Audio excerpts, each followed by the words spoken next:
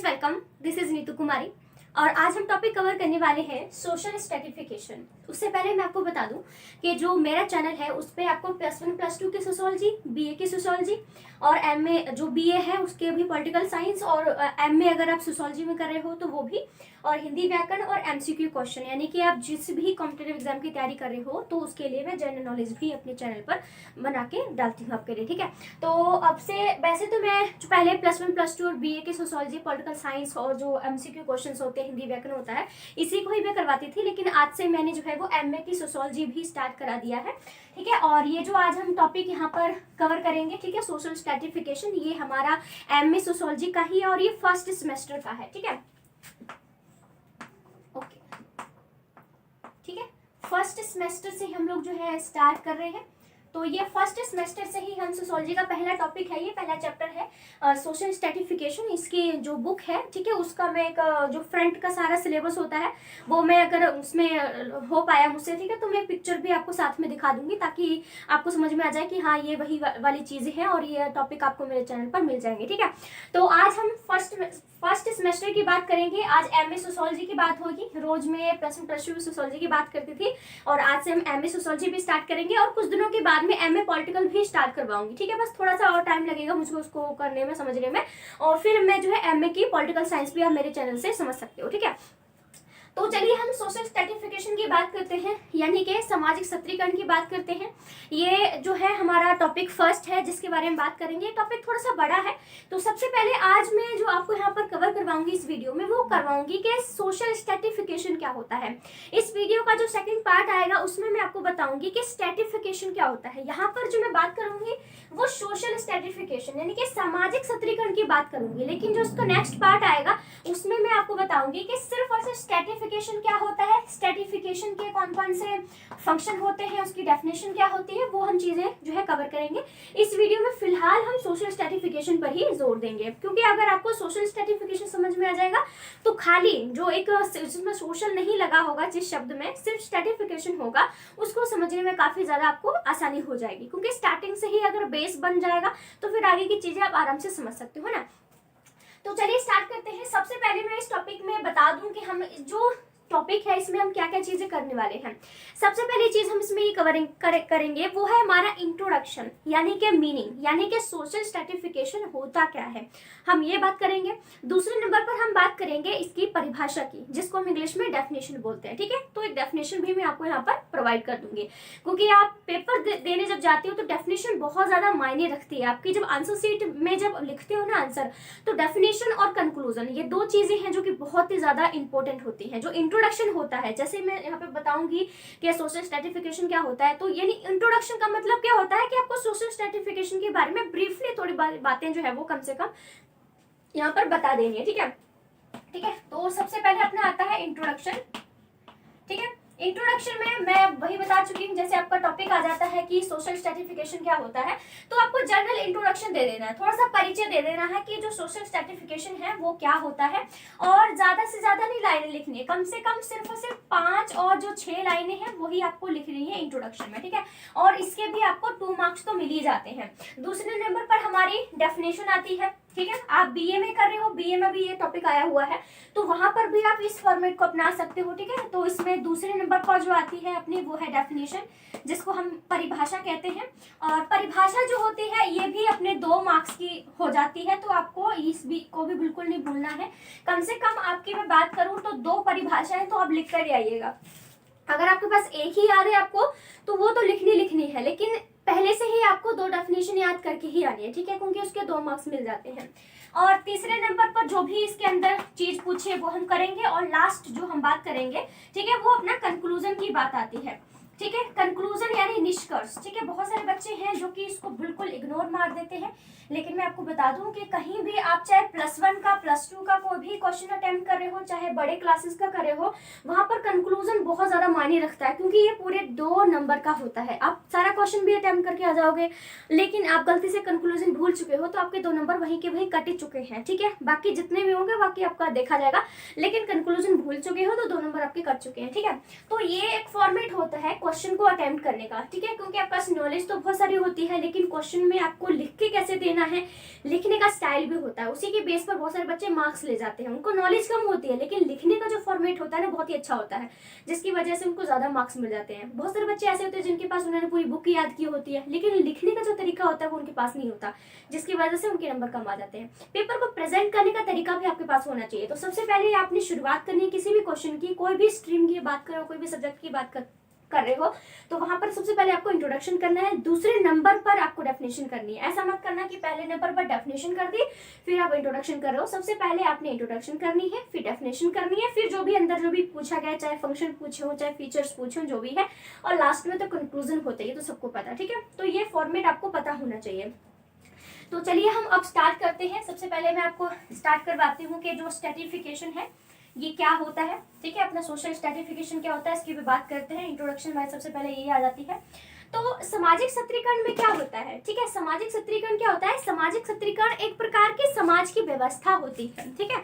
हमारे सोसाइटी का एक पूरी तरह से ना व्यवस्था होती है जिसमें सोसाइटी में हमारे समाज में जो लोग रहते हैं, जो भी ग्रुप होते हैं, जो समूह होते हैं, उन सभी को ऊंचा और नीचा जो वर्ग होता है उसमें विभाजित कर देते हैं। और ये जो सोशल स्ट्रैटिफिकेशन होता है, जो सामाजिक सत्रीकरण होता है, ये सर्वव्यापक प्रक्रिया होती है, यानी कि यूनिवर्सल प्रोसेस होती है, ठीक है। ये हर कहीं ये जो स्ट्रैटिफिकेशन है वो हमें देखने को मिल जाता है। अपने इंडिया में भी होगा, गांव में भी होगा, अमेरिका में भी होगा, हर जगह पर ये स्ट्रैटिफिकेशन से संबंधित जो चीजें हैं वो हमें मिल ही जाती हैं।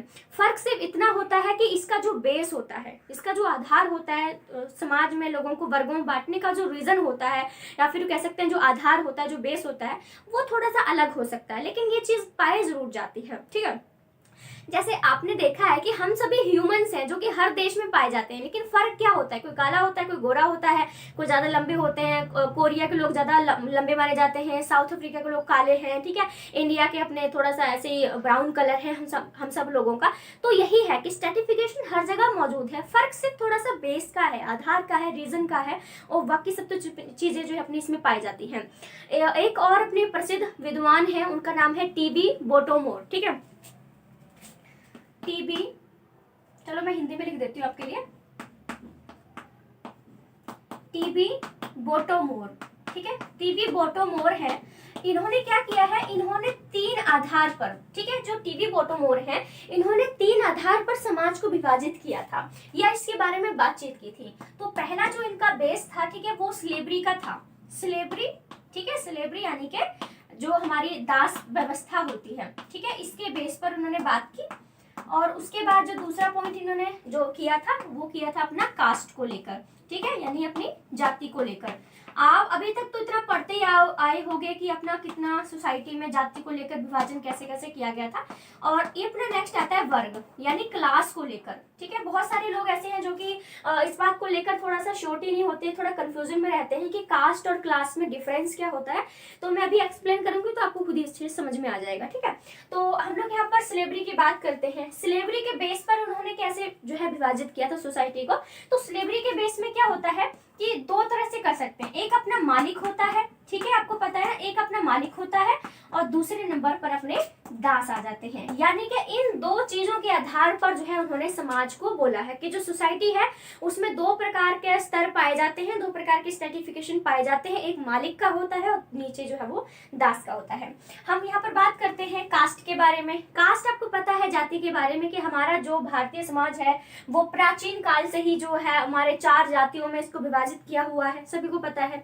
सबसे पहले नंबर पर ब्राह्मण आते हैं, फिर अपने आते हैं क्षत्रिय, फिर अपने वैश्य आते हैं और फिर लास्ट में अपने शूद्र आते हैं। तो ये 4 सर्टिफिकेशन जो है अपनी सोसाइटी का किया हुआ था। जो ब्राह्मण पहले के जमाने के जो ब्राह्मण थे स्पेशली उन्होंने ही किया था ये स्ट्रैटिफिकेशन हमारे भारतीय समाज का, और इसलिए उन्होंने खुद को सबसे ऊपर रखा, दूसरे नंबर पर क्षत्रियों को रखा, और जो है 2 मिनट रुकिएगा।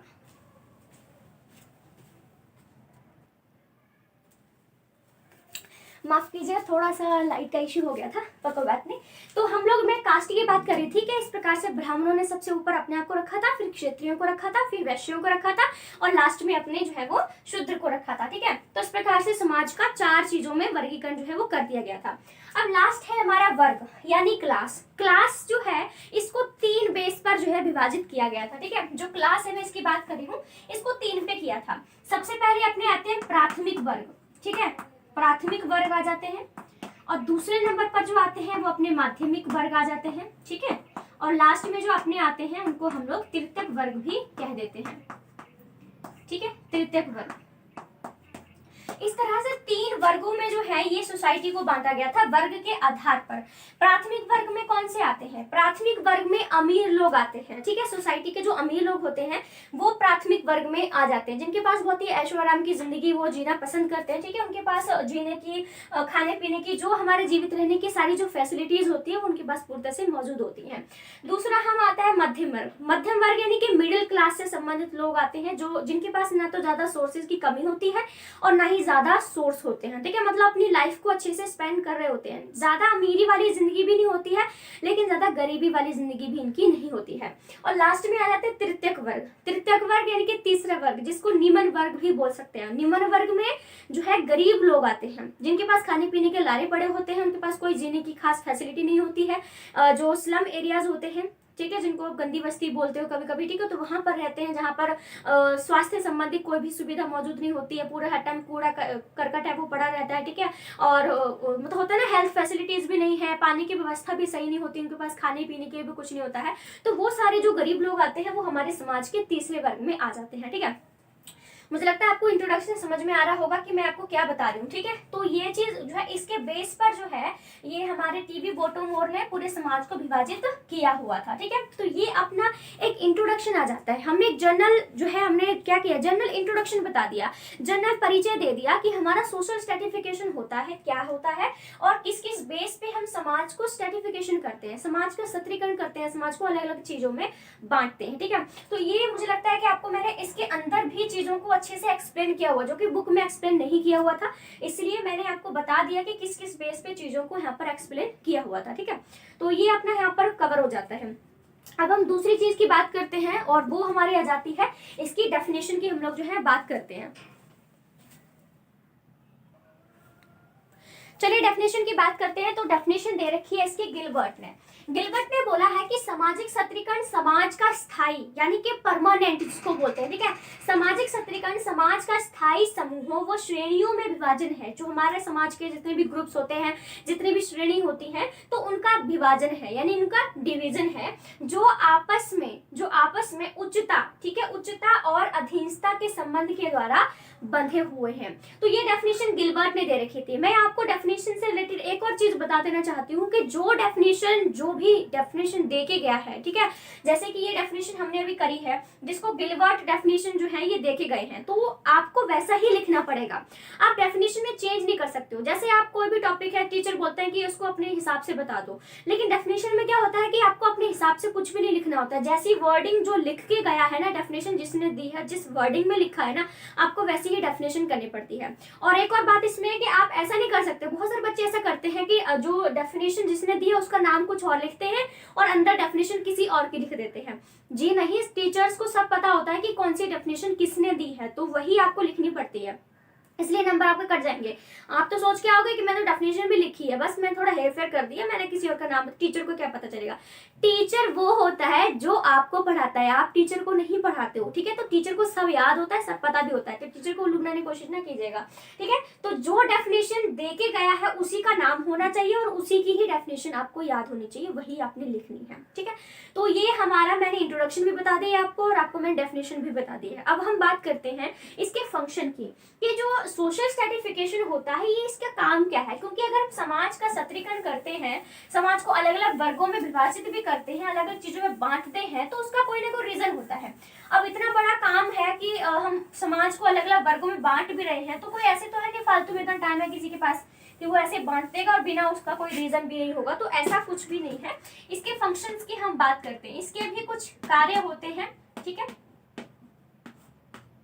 फंक्शंस यानी कि इसके कार्य, तो इसके जो काम है वो कुछ श्रेणी में बटे हुए हैं। इसके पहले तो ये काम है कि ये व्यक्ति के लिए, इंडिविजुअल के लिए क्या काम करता है, और दूसरा जो इसका सीन आता है वो आता है, इसका जो वर्क आता है, काम आता है, वो आता है कि ये सोसाइटी के लिए क्या काम करता है। तो सबसे पहले मैं जो आपके लिए वर्क बताऊंगी, ठीक है, वो व्यक्तिगत होगा। व्यक्तिगत यानी इंडिविजुअल के लिए ये कौन से काम करता है, ठीक है। इंडिविजुअल के लिए जो स्ट्रेटिफिकेशन है वो कौन कौन से काम करता है, तो इस टॉपिक पे सबसे पहले मैं बात करूंगी, ठीक है। हम तीसरे चीज की बात कर रहे हैं, इसमें फंक्शन की बात कर रहे हैं कि जो सोशल स्ट्रेटिफिकेशन होता है उसके फंक्शन कौन कौन से होते हैं, ठीक है। तो सबसे पहले मैं आपको यहाँ पर दो तरह से फंक्शन दिए हुए हैं, एक व्यक्ति के लिए है और दूसरे सोसाइटी के लिए है। तो हम व्यक्ति की बात कर रहे हैं, व्यक्ति की बात कर रहे हैं तो सबसे पहले क्या काम करता है, ये उनकी जो जरूरतें होती हैं, ठीक है, उनकी जो आवश्यकताएं होती हैं उनकी पूर्ति करता है, ठीक है। जरूरतों की पूर्ति यानी कि जो उनकी जो भी इच्छाएं, जो भी उनको चाहिए होती है ना, उसको पूरा प्रोवाइड करवाता है सोशल स्ट्रेटिफिकेशन, ठीक है। अब जरूरतों की पूर्ति में जो स्ट्रेटिफिकेशन है वो कैसे काम करता है, मैं आपको पहले बता चुकी हूँ कि ये जो हमारा सोसाइटी है वो 4 जातियों में बटी हुई थी, ठीक है। एक अपना पहला आता है ब्राह्मण, ठीक है, दूसरा अपना आता है इसमें क्षत्रिय, तीसरे अपने इसमें वैश्य आते हैं, ठीक है, वैश्य, और लास्ट में अपने शूद्र आ जाते हैं, ठीक है। तो ये 4 स्ट्रेटिफिकेशन है सोसाइटी के कास्ट के जो हमारे समाज में पाए जाते हैं, ठीक है। और आपको भी अच्छे से पता है कि ये जो कास्ट सिस्टम बनाया गया है जिसके अकॉर्डिंग पूरे समाज को बांटा गया है, तो उसके अकॉर्डिंग उनके काम भी निर्धारित किए हुए हैं। तुम ये काम करोगे, तुम वो काम करोगे। जैसे आपको पता है कि जो ब्राह्मण थे उनको क्या काम दिया गया था, पूजा पाठ करना है, हवन भवन करना है, ये सब चीजें क्या थी, ये ब्राह्मणों के काम थे। दूसरा अपना क्षत्रिय आ जाते हैं, क्षत्रिय वे होते हैं जो तलवारों से लड़ते हैं, लोगों की रक्षा करते हैं, तो उनको दूसरी श्रेणी में रखा है। तीसरी श्रेणी अपनी वैश्य आ जाती है, जो वैश्य लोग होते हैं वो व्यापारी होते हैं, ठीक है, जैसे सुनार है, लोहार है, ठीक है, जितने भी ऐसे काम जो आ जाते हैं ना, किसान भी इसी में आ जाते हैं, तो ये सब क्या है, ये वैश्य में आ जाते हैं, जो कि व्यापारी स्पेशली तौर पे व्यापार करने का काम करते हैं। फिर लास्ट अपने शूद्र आ जाते हैं, शूद्र वे लोग होते हैं जिनसे जो है वो गंदे काम करवाए जाते हैं, जैसे कहीं कोई पशु मर जाता है तो उसको उठाने का काम, नालियां वगैरह साफ करना, ठीक है, तो उनको इस श्रेणी में जो है वो रखा जाता था। क्योंकि आपको पता है कि जो कास्ट सिस्टम है वो पहले जमाने से चला आ रहा है, तो उसके अकॉर्डिंग जो काम बांटा गया था मैं उसी की बात कर रही हूँ। क्योंकि आज के टाइम के तो सब लोग पढ़े लिखे हो चुके हैं, सबकी सोच बहुत ही अच्छे से बदल चुकी है, जो कि बहुत अच्छी बात है कि अब कोई छोटा बड़ा नहीं है। अगर ये कोई नाली भी साफ कर रहा है, कोई सफाई कर्मचारी भी जा रहा है, तो लोग उनके लिए ताली बजाते हैं, कई बार फूल भी उनके ऊपर जब वो चढ़ा देते हैं, ठीक है, तो उनकी रिस्पेक्ट करते हैं। पहले के लोग रिस्पेक्ट नहीं करते थे, उनको एक गंदी नजर से देखा करते थे कि हमसे दूर रहो। पहले के जो ब्राह्मण होते थे वो शूद्रों को अपनी छाया भी नहीं पड़ने देते थे। अगर कहीं उनको पता भी चल जाता था कि ब्राह्मण आ रहे हैं ना, तो शूद्रों को कहीं छुप जाना होता था, उनकी छाया भी जो है उनके ऊपर नहीं पड़नी चाहिए थी, क्योंकि ब्राह्मणों को लगता था कि अगर शूद्र की परछाई भी हमारे ऊपर पड़ गई तो हम अशुद्ध हो जाएंगे। तो पहले के जमाने में जो स्ट्रेटिफिकेशन कास्ट सिस्टम को लेकर किया गया था वो भेदभाव के लिए था। लेकिन आज के टाइम पे इसको हम पॉजिटिव वे में ले सकते हैं। पॉजिटिव वे में काम वही है कि ब्राह्मण ये करेंगे, वो ये करेंगे, ये काम करेंगे, लेकिन अब इसको हम रिस्पेक्ट के बेस पर देखते हैं। अब हम रिस्पेक्ट करते हैं, हम वैश्यों की, व्यापारियों की भी रिस्पेक्ट करते हैं, शूद्रों की भी रिस्पेक्ट करते हैं, ब्राह्मणों की तो पहले से करते थे, और क्षत्रियों की भी हम रिस्पेक्ट करते हैं। पहले इसका जो पॉइंट ऑफ व्यू था कास्ट सिस्टम में सब लोगों को विभाजित करने का, वो नेगेटिव था, सब लोग भेदभाव के उसमें करते थे, ठीक है। लेकिन अब इसको पॉजिटिव वे में लेते हैं और रिस्पेक्ट, आज के टाइम पे सब लोग इसकी रिस्पेक्ट भी करते हैं। तो यहाँ पर मैं ये चीज बता रही थी कि ये जरूरतों की पूर्ति करता है, यानी कि आवश्यकताओं की पूर्ति करता है। तो यही तो एक वजह है, क्योंकि इसको ये काम दिए, इसको ये काम दिए, इसको ये काम दिए, इसको ये काम दिए, क्योंकि हमें पता है कि हम जब समाज में रहते हैं तो हम अपनी सारी जरूरतों को खुद पूरा अकेला नहीं कर सकते हैं, ठीक है। तो इसलिए अगर जो वैश्य हैं, जो व्यापारी करते हैं, उनको अगर कुछ और चीज चाहिए तो वो यहाँ पर अपने सामान को बेचेंगे, वो यहाँ पर अपने सामान को बेचेंगे, वो ब्राह्मणों को भी अपने सामान को बेचेंगे। अब ऐसा थोड़ी है कि जो व्यापारी लोग हैं वो अपने एरिया के लोगों को ही सामान बेचेंगे, इससे तो उनका कुछ हो नहीं पाएगा, ठीक है। वैसे ही जो क्षत्रिय हैं वो सबकी रक्षा करेंगे, ब्राह्मणों की भी करेंगे, क्षत्रियों की भी करेंगे, शूद्र की भी रक्षा करेंगे, ठीक है। जैसे जो क्षत्रिय हैं, अगर वो कह दें कि हम शूद्र से अपना जो है वो नाता तोड़ देंगे, हमको इनसे कोई लेना देना नहीं है, तो वे सफाई कौन करेगा? अगर इनको काम, इनको सफाई करने का दिया गया है तो सफाई कौन करेगा? तो हमें एक दूसरे की जरूरत होती है। जो ब्राह्मण हैं वो अगर वैश्य से दूर रहेंगे तो फिर अनाज कौन देगा? क्योंकि वैश्य में किसान भी तो आते हैं। तो यानी क्या करते हैं, हम एक दूसरे से अपनी जितनी भी जरूरतें होती है वो एक दूसरे से ही जो है वो लेन देन करके उनको पूरा करते हैं, ठीक है। तो ब्राह्मण जो है अगर उनको खाना चाहिए तो उन्हें वैश्यों के पास जाना पड़ेगा, वैश्यों को शूद्रास के पास जाना पड़ेगा अपना सामान बेचने के लिए, और वैश्यों को अगर पैसे चाहिए, अपने लाइफ कमाना है, तो उनके लिए दूसरों के पास काम जाके करना पड़ेगा, ठीक है। तो इस प्रकार से जो स्ट्रेटिफिकेशन हमने किया गया है, इनके काम भी दर्शाए गए हैं, और इसके अनुसार जो है सारे एक दूसरे से अपने जितनी भी जरूरतें होती हैं उनको पूरा करने का ये काम करते हैं। उसके बाद दूसरा जो पॉइंट आ जाता है वो है प्रेरणा का। ठीक है, प्रेरणा यानी मोटिवेशन की यहाँ पर बात करी है। अब ये जो ठीक है, तो मैं ये प्रेरणा मोटिवेशन की बात करी थी, तो मोटिवेशन में यही तो चीज हमारी इसमें आ जाती है कि जैसे हमने स्ट्रेटिफिकेशन किया हुआ है, अब ये वैश्य लोग हैं, सॉरी जो शूद्र लोग हैं, इनको अपना काम नहीं पसंद आ रहा है, ठीक है, कि नहीं हम लोग सफाई कर्मचारी का ही काम क्यों करेंगे, हम मरे हुए पशुओं को ही क्यों उठाएंगे, हम पढ़ेंगे और अपनी सोसाइटी में आगे बढ़ जाएंगे, ठीक है। तो क्या होता है, हमने जो ब्राह्मण थे उन्होंने तो स्ट्रेटिफिकेशन कर दिया इसका, लेकिन ये लोग खुश नहीं हुए तो क्या करेंगे, ये मोटिवेट होते हैं बहुत ज्यादा कि नहीं हमें अपनी सिचुएशन से उठना है, मुझे पढ़ना है, मुझे और भी काम करने जिससे कि मैं ऊंचे स्तर में आ जाऊं। हमारी सोसाइटी में भी ऐसे बहुत सारे वर्क होते हैं, बहुत सारे ऐसे काम होते हैं जिनको बहुत ही मान सम्मान मिलता है, ठीक है, बहुत ही पुरस्कार मिलते हैं, अच्छी सैलरी भी उनको मिलती है। तो जो निम्न लोग होते हैं जिनके पास कम सैलरी होती है, अच्छे उनकी काम की कोई इज्जत नहीं की जाती है, तो उनके अंदर एक मोटिवेशन आता है उसको देखकर कि देखो उनको सोसाइटी में इनको ज्यादा सर्टिफिकेशन दिया हुआ है, ज्यादा ऊंचा दर्जा दिया है, तो मैं भी उस स्टेज पे जाकर जो है अपने काबिल बनूंगा और मैं भी वही काम करूंगा। तो जो सर्टिफिकेशन होता है ना, क्योंकि सर्टिफिकेशन में अगर इनको नीचे नहीं रखते, सभी को बराबर रखते, तो मोटिवेशन की जरूरत ही नहीं होती, सभी एक जैसा ही जीवन जीते। लेकिन स्ट्रेटिफिकेशन कर दिया और उनको सबसे नीचे रख दिया, हालत बहुत ही खराब उनकी कर दी गई थी, तो इनके अंदर एक मोटिवेशन आया कि नहीं मुझे भी अपनी ऊंची स्तर जो है उसको बढ़ाने के लिए काम करना है, ठीक है। और आप जो है इसमें एक चीज और कर सकते हैं, वो अपना सामाजिक स्तर आता है जिसको हम सोशल स्टेटस बोलते हैं, ठीक है। सोशल स्टेटस में क्या होता है कि सोशल स्टेटस में भी यही सीन होता है कि ये जो तीन है इनको समाज में बहुत ही मान सम्मान मिलता है, बहुत ही इज्जत मिलती है, लेकिन जो शूद्र है इनको बिल्कुल भी इज्जत नहीं मिलती है। तो ये चीज भी उनके अंदर मोटिवेट जो है, उनके अंदर मोटिवेशन आता है कि मुझे अपना जो काम भी चेंज करना है ताकि मुझे मान सम्मान मिले और मुझे अपना स्टेटस भी बदलना है, ठीक है। क्योंकि पहले के जो नियम हुआ करते थे बहुत ही कठोर होते थे कि नहीं तुमको जो चीज सौंप दी गई है आपने वही उसी में ही रहना है, आप अपना काम चेंज नहीं कर सकते, आप ये नहीं कर सकते हैं, वो नहीं कर सकते हैं। लेकिन आज के जो सारे नियम हैं वो थोड़े से ढीले पड़ चुके हैं, अब कोई भी एक दूसरे से काम जाके कर सकता है, ठीक है। तो ये तीन चीजें हैं जो कि व्यक्ति के लिए सर्टिफिकेशन काम करता है। अब इसमें एक हम और चीज को करेंगे और वो आ जाता है सोसाइटी के लिए। सोसाइटी के लिए देखो वैसे तो बुक में बहुत सारे पॉइंट जो है आपको मिल जाएंगे, ठीक है, लेकिन जो मुझे लगता था जो इम्पोर्टेंट था वो सिर्फ एक ही था, ठीक है, उसी में ही हमारा सारा कुछ चेंज जो है वो चीज कवर हो जाती है, वो है सोशल चेंज। सोशल चेंज यानी कि सामाजिक परिवर्तन, ठीक है। जो हमारा स्ट्रेटिफिकेशन है वो समाज के लिए ही काम करता है, वो समाज में परिवर्तन लाता है।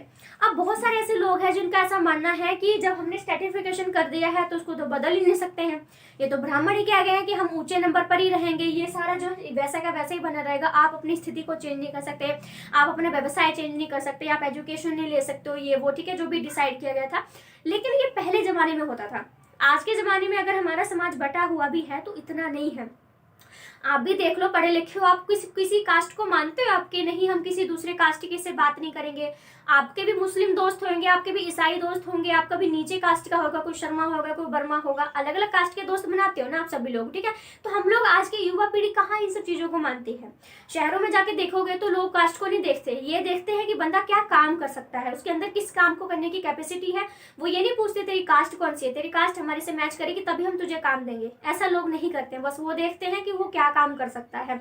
तो आज के टाइम पे स्ट्रेटिफिकेशन समाज में सिर्फ सोशल चेंज करने का ही काम करता है। अगर ये शूद्र है, उसको सफाई नहीं पसंद है, तो ये पढ़ लिख कर अपना जॉब कर सकता है, कुछ भी बन सकता है। अगर इसे ब्राह्मण बनना है तो ये ब्राह्मण के संस्कृत के जो चीजें होती हैं उसको पढ़कर वो चीज आराम से कर सकता है। क्षत्रिय बनना है तो तलवार की जो प्रशिक्षण होता है वो चीज कर सकता है। ये व्यापारी बनना है तो अपना कोई व्यापार शुरू कर देगा, सब्जी बेच दिया, अनाज बेच दिया, कुछ भी काम कर सकता है, क्योंकि स्ट्रेटिफिकेशन में पहले के जो नियम होते थे वो बहुत ही कठोर होते थे कि वैसा का वैसा ही रहेगा। लेकिन आज के टाइम पे लोगों ने ही इसको इतना ज्यादा तवज्जो देना थोड़ा सा बंद कर दिया है, क्योंकि लोग एजुकेटेड हो चुके हैं और उनकी सोच भी काफी ज्यादा एरिया के हिसाब से भी काफी चीजें बदल चुकी हैं। बहुत सारे लोग हैं जिनकी सोच अभी तक बदली नहीं है, लेकिन ऐसा नहीं है कि पूरी तरह से सभी लोग हैं, लेकिन बहुत सारे ऐसे लोग हैं जिनकी जो सोच है उसमें काफी चेंज आ चुका है, ठीक है।